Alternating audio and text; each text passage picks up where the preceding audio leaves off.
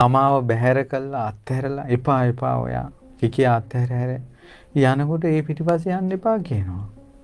ඇයි තමාට ආදරය කරන්න ලෝකෙ එක්කෙනයි දෙන්නේ. කවුරුත් නැතත් තමන්ගේ අම්මා ඉන්නවනේ තාත්තා ඉන්නවනේ.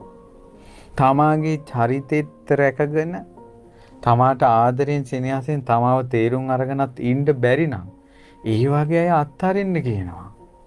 කියන්නේ තමන්ට ඕන ඵලයේ එතන නැහැ. ගහක ඵලයක් නැතිකොට කුරුල්ලොත් ඒ ගහ අත්හරිනවා. ගසේ ගෙඩි නැති විට කුරුල්ලා යනවා නොවේ ගෙඩි ඇති ගසක් සොයා. ඇයි අම්මගේ ආදරේ තියෙන්නේ? තාත්තගේ ආදරේ තියෙන්නේ? සහෝදර සහෝදරයන්ගේ ආදරේ තියෙන්නේ? සුදුසු කාලයේදී ඔවුන් ආදරේ සොයලා දෙන්නේ? ලෝකය මහ විශාල නෑ. ඇයි මේක පටු වෙන්නේ ඇයි එක තැනකට? ඔයාලා මුළු ජීවිතේම මේ හරි ලස්සන බණ කතාවක්. ඉස්කෝලේ යන ළමයි හිතන්නේ යාළගේ මුළු ජීවිතේම පන්ති කාමරේ හැදෙනවා කියලා. ඒ නිසා යා අනාගතේ බඳින කෙනා පන්ති කාමරෙන් හොයා ගන්නවා.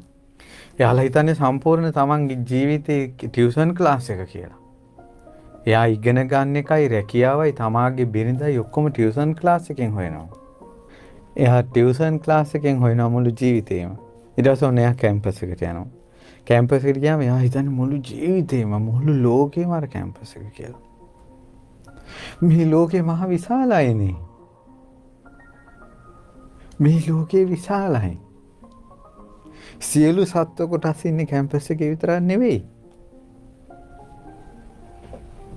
ඒ නිසා තමාව බැහැර කරලා, තමාව රිද්දලා, තමාට ගණන් උස්සගෙන යන චරිත පිටිපස්සේ ලුහු බඳින්න හොඳ නැහැ. ලුහු බඳින තාකල් දුක.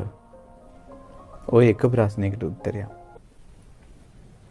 සමස්තයක් වශයෙන් ගත්තොත් ප්‍රේමතෝ ජායති සෝකෝ ප්‍රේමතෝ ජායති බයං. ප්‍රේමය නිසාම සෝකය උපදින. ප්‍රේමය නිසාම බය උපදිනවා. ප්‍රේමතෝ විප්පමුත්තස්ස. ප්‍රේමය කියන එක හිතින් නැති කරගත්තොත් නත්ති සෝකෝ කුතෝ බයං. ශෝකයක් නෑ මොන භයන්ත. කොච්චර දුක් අන්තරා මිනිස්සු විඳිනවද කියලා බලන්න. ප්‍රේමය නිසා, ආදරය නිසා, බැඳීම නිසා කොච්චර විඳිනවද. ඊළඟට පියතෝ ජායති සෝකෝ පියතෝ ජායති බයං පියතෝ විප්පමුත්තස්ස නත්ති සෝකෝ කුතෝ බයං. ප්‍රිය දේවල් නිසාමයි ශෝකය උපදින්නේ. ප්‍රිය දේවල් නිසාමයි බය උපදින්නේ. ප්‍රිය දේවල් නැත්තම් කුමන වූ බයක්ද කුමන වූ ශෝකයක්ද. දැන් මතකයිද විසාකා මහෝපාසිකාවට බුදුරජාණන් වහන්සේ වදාලා හරියට විසාකාට උදව් කරපු දියණියක් හිටියනේ මිනිබිරියක් අවුරුදු 7ක. දානි වෙනකොට ආයි විසාකා පිටිපස්සේ නැහැ හැම තැනම ගිහිල්ලා වැඩ ටික කරනවා ඔක්කොම හොයනවා අවුරුදු 7යි කෙල්ල. විසාකා 4 පොයිට සිල් ගන්නකොට ළඟින්ම ඉඳගෙන සිල් ගන්නවා. හොඳට බණ කියනවා, බණ අහනවා, බණ සාකච්ඡා කරනවා. ආරි ආදරේ විසාකා. එහෙමලා. විසාකාට ලොකු ශෝකයක්, ශෝකයේ නෙමෙයි තුල සෝතාපන්න වෙච්ච විසාකා තුලත් එනී ගියා. ඊට පස්සේ තෙත වූ කොණ්ඩයක්. අද තියෙන ඉන්දියාවේ සාමාන්‍යයෙන් අද ඉන්දියාවේ මල ගෙදරක් වුණාම ඒ පවුලේ පිරිමි අය කොණ්ඩේ කපා ගන්නවා. එතකොට ඉන්දියාවේ ඒ කාලේ බුද්ධ කාලේ ගෙදර මල ගෙදරක් වුණාම කාන්තාව ඔළුවට වතුර දා ගන්නවා. විසාකාත් ඒ ප්‍රවේණික වූ පාරම්පරික චාරිත්‍ර කළා. කොණ්ඩේට වතුර දාගෙන තෙත කොණ්ඩෙත් එක්ක විහෙරට ආව විසාකා. මොකෝ විසාකා මේ මූණ එල්ලගෙන තෙත කොණ්ඩයක් එක්ක ස්වාමීනි මිනිබිරි මලා. උච්චර හිතට දැනෙන තරම් මේ මිනිබිරි ගොඩාක් ප්‍රියමනාප වෙන්න ඇති.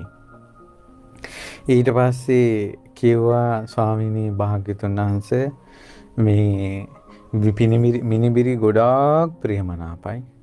ගොඩාක් ප්‍රියයි. ගෙදර ඉන්නකොට හිනාවෙන් පිරීලා මගේ හැම කටයුත්තකටම උදව් වුණා. ඉතින් ඔය වගේ කුමාරිකාවෝ මේ සැවැත් නුවරම ඉන්න කුමාරිකාවෝ ඔයාගේ මිනිබිරි වුණොත් හොඳ නැද්ද? අනේ හොඳයි ස්වාමීනි. විසාකා මේ දවසට මේ සැවැත් නුවර ඔය වගේ චූටි ළමයි කොච්චර මැරෙනවද? ස්වාමීනි 10 15 දෙනාත් මැරෙනවා. අනිවාර්යෙන් දවසට එක්කෙනෙක් දෙන්නෙක් නම් මැරෙනවාමයි පොඩි අය. ඉතින් මේ සැවැත් නුවර ඉන්න පොඩි අය ඔක්කොම ඔයාගේ මොනුබුරෝ මිනිබිරියෝ වෙන්න ඔයා දැන් පැතුවා නම් හැමදාම ඔයාට කොණ්ඩේ තෙමාගෙන සෝකෙන් නේද ඉන්න වෙන්නේ කිව්වා. එතකොට තමයි විසාකාට තේරුනේ. විසාකව එක මිනිබිරියෙක්වත් එපා. විසාකා වස්තු 100ක් තියෙනකොට දුක් 100යි. වස්තු 90ක් තියෙනකොට දුක් 90යි. විසාකා ප්‍රිය දේවල් තියෙන එකයි නම් එක දුකයි. ඔයාලගේ ජීවිතවලට දවසින් දවස ප්‍රිය අය එක එක්කෙනා එකතු වෙනවා කියන්නේ. හිත බැඳෙන අය එක එක්කෙනා එකතු වෙනවා කියලා කියන්නේ දුකමයි එකතු වෙන්නේ. තවත් අඬන්න, තවත් වැළපෙන්න, තවත් ශෝක කරන්න, තවත් තමන්ගේ දුක අනිත් අයට කිය යන්න. මේක තමයි ලෝකයේ ස්වභාවය. අඬන වැළපෙන ලෝකය. මේ ලෝකේ හතරින්ම සියලු කෙලෙස් සිත දැමූ තථාගත අරහත් සම්මා සම්බුදුරජාණන් වහන්සේ පහළ වුණා. මේ දේවල් අතරින්ම සියලු ශෝක සංතාප නිවන ලද රහත් මුනිවරු පහළ වුණා. රහත් මුනිවරු පහළ වුණා. කිසි දෙයකට බැඳීමක් නැති මුනිවරු පහළ වුණා. රන් රිදී කහවණු කෙරෙහිවත් රට්ඨපාල කුමාරයා පැවිදි වුණා. පැවිදි වෙලා ගෙදරට දනට කැඳලා සිවුරු අරවන්න අම්මලා ප්ලෑන් කළා. කෙල්ලෝ ටික ඔක්කොම ලස්සනට සරසලා දනට වැඩපු ස්වාමීන් වහන්සේ වඩිනකොට ඒ කෙල්ලොන්ගේ ලස්සනට සරසපු කෙල්ලෝ ඉස්සරහට ගෙනල්ලා මේ ඉන්න කන්‍යාව ඔබ වහන්සේ වෙනුවෙන් සිවුරු අත්හැරලා ඇවිල්ලා කම්සප් වෙනින්න කිව්වා. ඊට පස්සේ රට්ඨපාල මේ ස්වාමීන් වහන්සේ අහනවා කවුද මේ? නැංගිනවරු සිහිය උපදව ගන්න කිව්වා. ඊට පස්සේ ගේ මැද විශාල කන්දක් වගේ රෙද්දකින් වහලා තියෙනවා. ඒ රෙදි ටික අයින් කළා. තනිකර රත්තරන්. තනිකර මුතුමැණි. රට්ඨපාල මේ ඔබ වෙනුවෙන් කිව්වා. මේ තියෙන තාත්තගේ වස්තුව විතරයි කිව්වා. මීට වඩා අම්මගේ වස්තුව වෙනම නිදන් වල තියෙනවා කිව්වා. ගෘහපතිය මේ රන් රිදී මුතුමැණික් වලට කරන්න දෙයක් නැත්තම් කරත් වල පටවගෙන ගිහිල්ලා ගංගානම් ගඟ මැදට දාන්න කිව්වා. කොහොමද? සිංහනාද අද ඕනම එක්කෙනෙක් ෆෝන් එකක් දීලා ළඟට ගෙන්න ගත්තකි. ඈත ඉන්න කොල්ලෝ කෙල්ලන් ළඟට ගේනවනේ මැසේජ් එකෙන්. පොඩ්ඩක් මේ ෆෝන් එකෙන් chat කරලා බලන්න. නෑ ඔබ නැටවුන හැටි.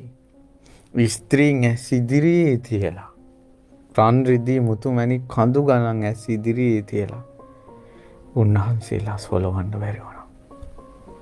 රට්ඨපාල තෙරුන් මය හිතේ ඔය වෙනකොට රට්ඨපාල තෙරුන් රහත් වෙලත් නැහැ. කොහොමද? මෙහෙම බුද්ධ ශාසනය. මෙහෙම බුද්ධ ශාසනය. ඇලින් ගැටින් බැඳින් නැති. ඊළඟට බලන්න මහා කස්සප තෙරුන්ගේ විරාගය. උන්වහන්සේ අවුරුදු 12ක් බද්දා කාපිලානි සමග එකම ඇඳේ වාසය කළා, නිදාගත්තා. ඒ වෙනකොට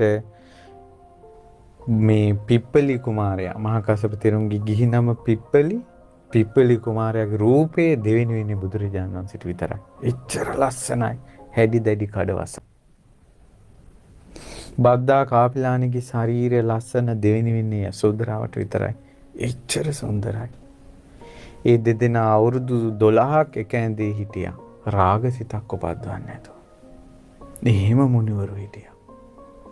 ඒ යසෝදරා මහා රහත් තෙරණියගේ සංසාරේ පිවිතුරු ආදරේ උතුම් බඹසර ඒව සිහි කරන්න. ප්‍රේමයේ දුක විඳිනකොට පූජනීය ප්‍රේමයක් තිබුණා. යසෝදරා කතාව සිහි කරන්න. හැබැයි ඒ පිවිතුරු ප්‍රේමයේ තුලත් ලෝක සදාතනික ධර්මතාවය සිද්ධ වුණා. ප්‍රේමතෝ ජායති සෝකෝ ප්‍රේමතෝ ජායති බය. ඒ මහා බෝධිසත්වයෝ යසෝදරාවන් සමග අතීතයේ කිඳුරන්ව වාසය කරද්දී ඔවුන් නැටුම් ගැයුම් වැයුමින් සතුටු විපරීතයෙන් සෙනෙහසින් ආදරෙන් සිටියා. දිනක් මහා වැස්සක් ඇදහැළුණා. එතකොට කිඳුරා ගඟෙන් එහා පැත්තේ නටනවා. කිඳුරිය මේ පැත්තේ නටනවා. කිඳුරා බටනලා වයනවා. කිඳුරිය මෙහි නටනවා. ගඟෙන් මේ පැත්තට පයින්නවා මේ පැත්තට පයින්නවා ආදරෙන්. එක මොහොතේ එක අවස්ථාව එක පාරම ගඟේ වතුර වැඩි වුණා. ඈත පේනවා කිඳුරා. ඈත පේනවා කිඳුරිය. දෙන්නා දෙපැත්තක. ජීවිතේට කවදාවත් ඒ කිඳුරයි කිඳුරි වෙන් වෙලා වාසය කරලා නැහැ. ඔය මේ පෙනි හඬා ඉඳලා තියෙනවා. වතුර ඉවරුණ ගමම්ම ඉක්මනට ඇවිල්ලා මේ කිඳුරයි කිඳුරි වෙනදගෙන ගොඩාක් ඇඬුවා. එක දවසක් වෙන්ව වාසය කරපු එක ගැන. එතකොට එදා ඉඳලා එකම එක දවසයි උන්ට අවුරුදු 100 ගණන් ආයුෂ. එකම එක දවසයි වෙන්ව ඉඳලා තියෙන්නේ. ඒ කිඳුරයි කිඳුරි සෑම දවසම රාත්‍රියට ගොඩාක් අඬනවා කියනවා. එකම එක දවසක් වෙන් වෙච්ච එක සිහි කරලා. විවිතුරු ප්‍රේමයක් තිබ්බ. ජීවිතේටම එකම එක දවසයි වෙන් වෙලා තියෙන්නේ. හැමදාම සතුටින් ඉඳලා තිනවා. එහෙම ආදරයකත් ඇඬිල්ල තිබ්බා.